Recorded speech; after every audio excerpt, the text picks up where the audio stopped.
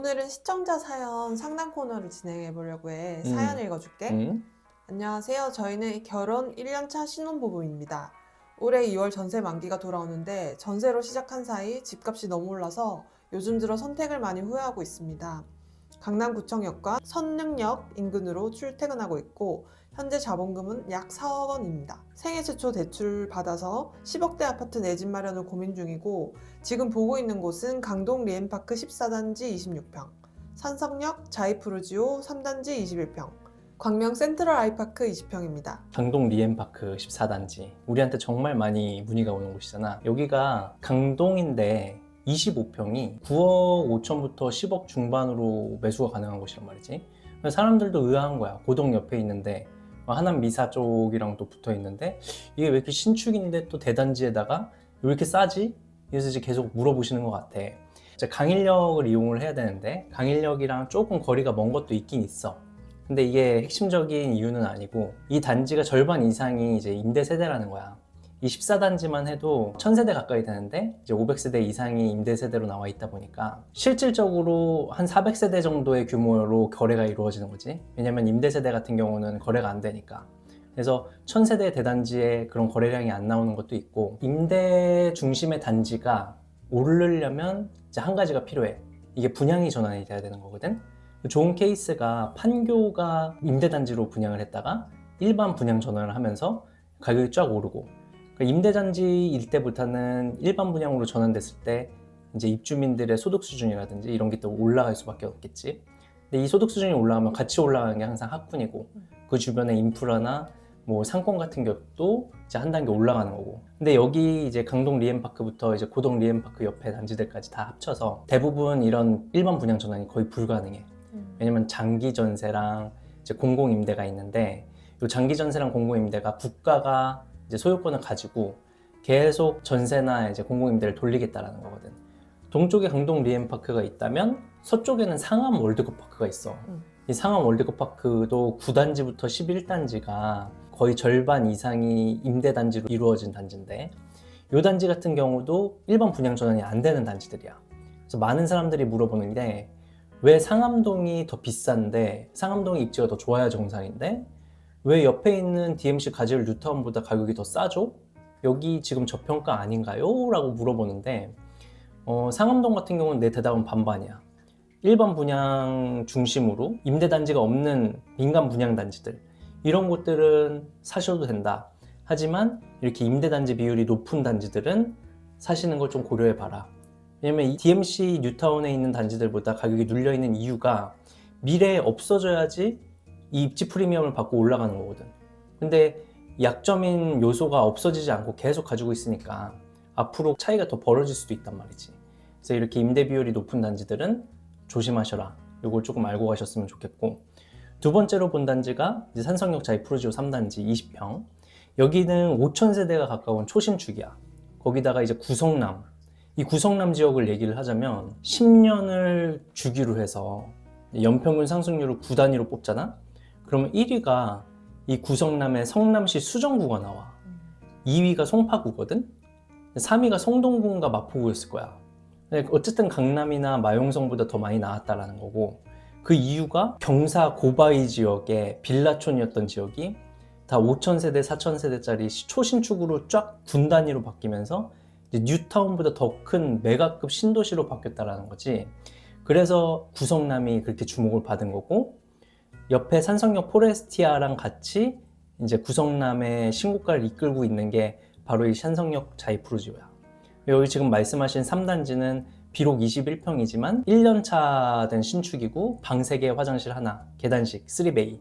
그러다 보니까 사실 뭐 작은 평수라 그래서 살기가 불편하거나 뭐 단점은 사실 없는 거지.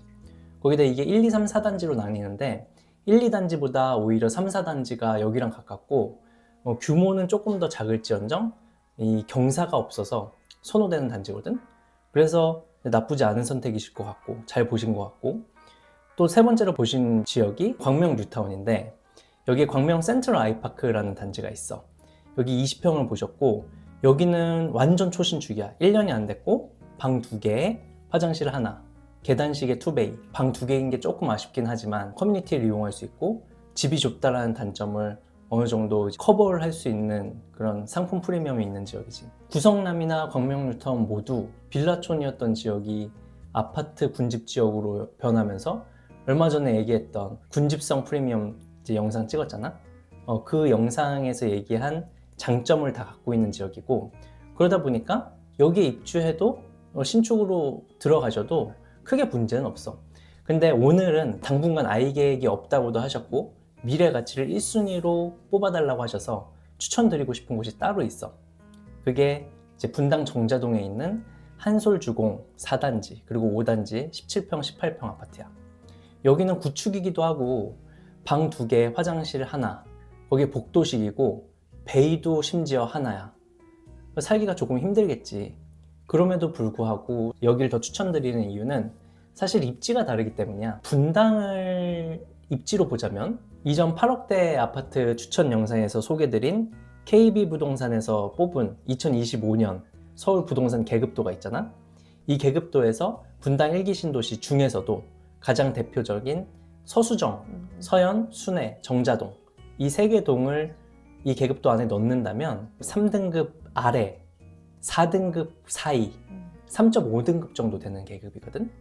그런데 아까 사연자분께서 보신 광명이나 구성남 지역은 사실은 4등급보다 아래인 5등급 지역들이랑 경쟁하는 지역이야. 이걸 어떻게 할 수 있냐면 그 지역의 34평, 9평이라고 하지? 9평의 일반 평균 실거래가를 보면 알 수 있는데 구성남 같은 경우는 12억에서 14억을 왔다 갔다 하고 광명 같은 경우는 11억에서 12억을 왔다 갔다 해. 그런데 이 분당의 정자동 같은 경우는 9평 평균가가 17억에서 19억이야. 그러니까 평균 34평 기준 가격이 훨씬 더 높지. 그리고 대장 아파트의 가격을 비교하면 더 명확히 나오는데 구성남의 대장 아파트는 산성역 포레스티아잖아. 이게 지금 호가가 한 16억에서 17억 왔다 갔다 하거든. 그리고 광명 뉴타운에서는 오늘 본 광명 센트럴 아이파크가 대장이라고 볼 수 있는데 광명 힐스테이트 들어오기 전까지는 여기 대장 단지가 아마 16에서 17억 중반 정도면 9평을 살 수 있을 거야.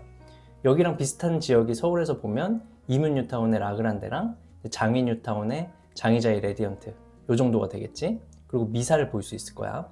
그런데 파크뷰라는 아파트가 있거든. 여기에 팔사가 지금 27억에서 28억 왔다 갔다 해. 10억 차이가 나는 거지, 대장 아파트가. 여기에 연식 프리미엄까지 더하면 차이는 더 나겠지. 그러니까 상품이 가지고 있는 상품 프리미엄을 제거하고 순수하게 땅값만 보자면 사실 서현, 순회, 정자동은 광명이나 구성남이랑 비교할 지역은 아닌 거지. 그래서 나는 이제 상품보다는 이제 입지를 보고 선택을 하셨으면 좋겠고, 또 지금도 입지가 이렇게 차이가 나지만 앞으로는 더 차이 날 것 같은 상황이거든. 일단 4단지는 재건축을 추진 중이고 한솔주공 5단지는 리모델링을 추진 중이야. 5단지 같은 경우는 이제 조합원 분양 신청까지 끝났고 이제 2주 철거를 앞두고 있는 상황이거든. 단순히 이제 혼자 재건축이나 리모델링으로 돼서 변하는 게 아니라 도시 전체가 진화 중인 게 정말 무서워. 분당의 경우는 총 3번의 변화가 있었다라고 생각을 하는데, 첫 번째 변화는 당연히 분당이 1기 신도시로 변화했을 때, 두 번째 변화가 네이버랑 이제 두산이 그룹 계열사가 정자동으로 집결을 하던 때였어. 그래서 이제 2018년, 2019년에 주복이던 아파트건 집값이 한 단계 오르는 게 보이더라고. 그리고 마지막 3번째 변화가 난 지금이라고 생각을 해.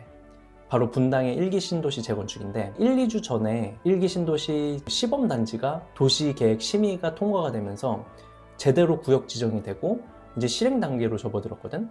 근데 이 의미가 단순히 뭐 하나의 단지가 재건축돼서 바뀐 대우가 아니라 내년에 다시 제2의 시범단지가 나올 수 있는 거고, 이 지역이 꾸준히 앞으로 신축으로 바꿔 나가겠구나라는 시그널을 준 거에 의미가 있는 거거든. 그리고 이렇게 1기 신도시 시범단지, 재건축 시범단지로 뽑힌 지역들 말고도 정자동 같은 경우는 자기 혼자서 리모델링으로 추진이 되는 경우가 또 많아.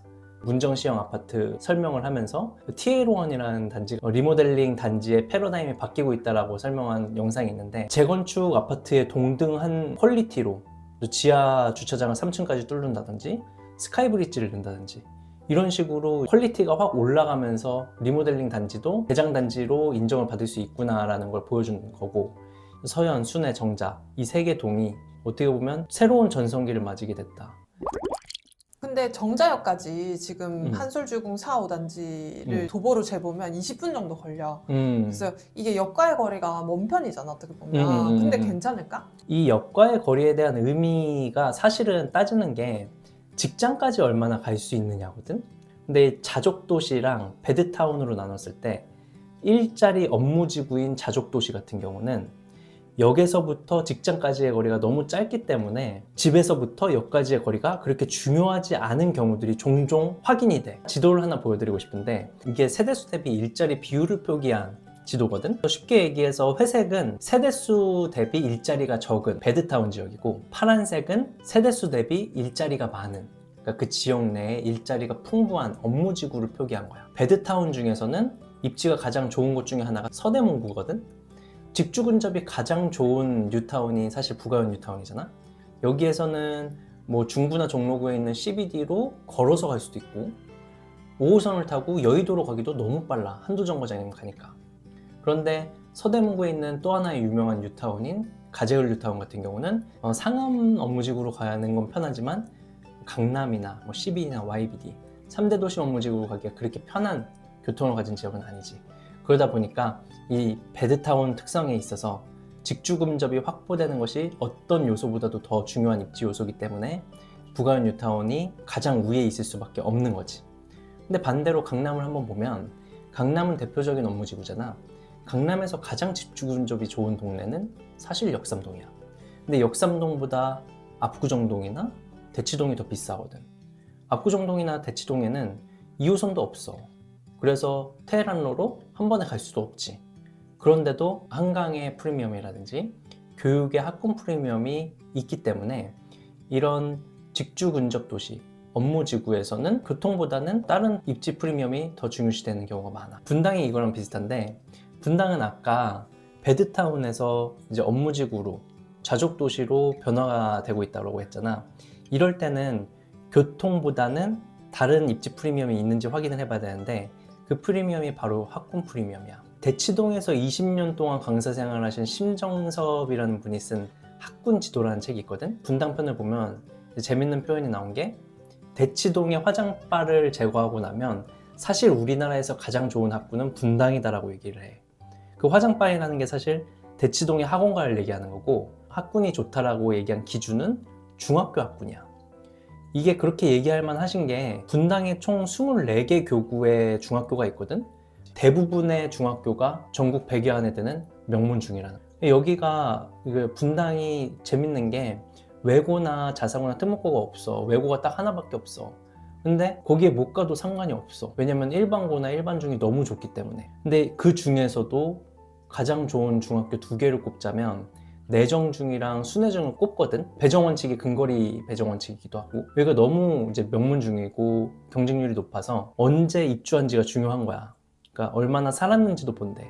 그래서 초등학교 저학년일 때부터 이 단지로 들어가고 싶어 하는 거지, 사람들이. 그리고 이사를 안 가. 그러다 보니까 실거주 수요가 너무나도 센 거고 실거래가가 잘 올라가기도 하는 거지. 물론 17평이나 18평에서 중학교 아이나 고등학교 아이를 키우기는 조금 힘든 건 사실이야. 그런데 아까 얘기했듯이 4단지나 5단지 다 리모델링이나 재건축을 추진 중이고, 이게 신축이 돼서 24평, 34평으로 배정을 받거나 아니면 그 마을 안에서 평수 갈아타기를 하면 자녀가 생겼을 때도 걱정 없이 좋은 학군에서 지낼 수 있는 거지. 근데 소형 평수인데 이게 가격이 그렇게까지 많이 오를까? 소형 평수를 선택할 때 여긴 누가 봐도 신축으로 바뀔 수밖에 없겠구나. 리모델링이 되든 아니면 재건축이 되든 뭐가 되든 되겠다 라고 생각하는 입지들.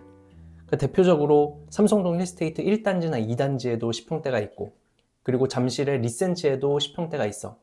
이런 것들 한번 그래프를 보면 마용성의 24평이나 34평보다 가격이 비싸기도 하고 상승률도 그에 준하기도 해. 이게 10평대에서 머무르지 않을 거라는 그런 인사이트를 가지고 투자한 사람들이 많았던 거지.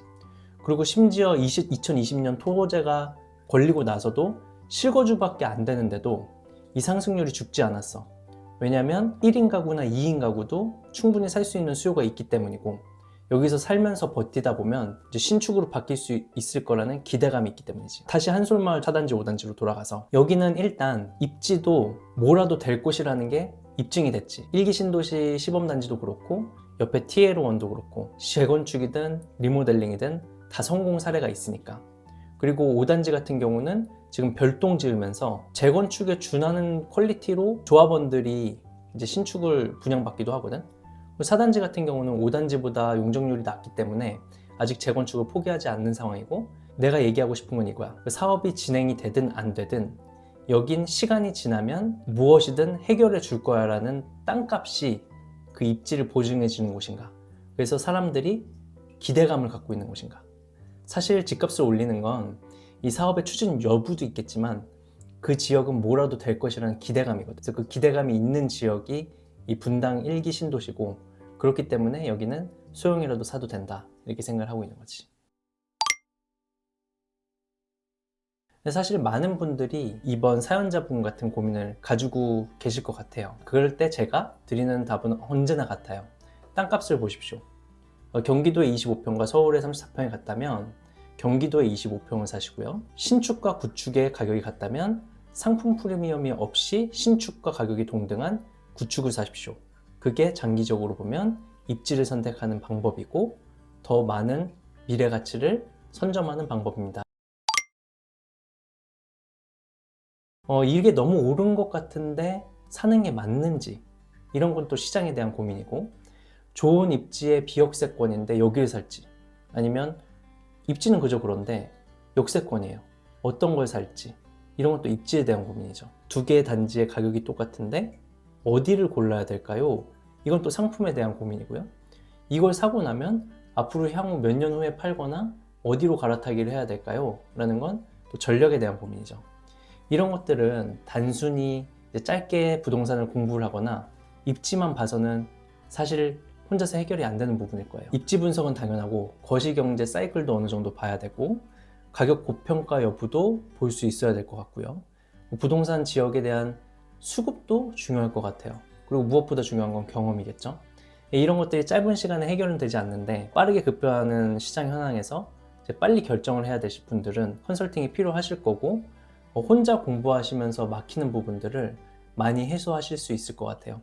8월부터 대면 컨설팅이 어려워서 한시적으로 좀 중단을 했었는데, 그 이후로 너무 많은 분들이 다시 대면 컨설팅을 요청을 하셔서 한시적으로 3월까지 다시 운영을 해볼까 해요. 그래서 선착순 10분만 진행을 해볼까 하거든요. 혹시 필요하시거나 관심 있으신 분들은 아래 고정 댓글 확인을 해서 신청해 주시면 될 것 같습니다. 오늘도 긴 영상 시청해 주셔서 감사합니다.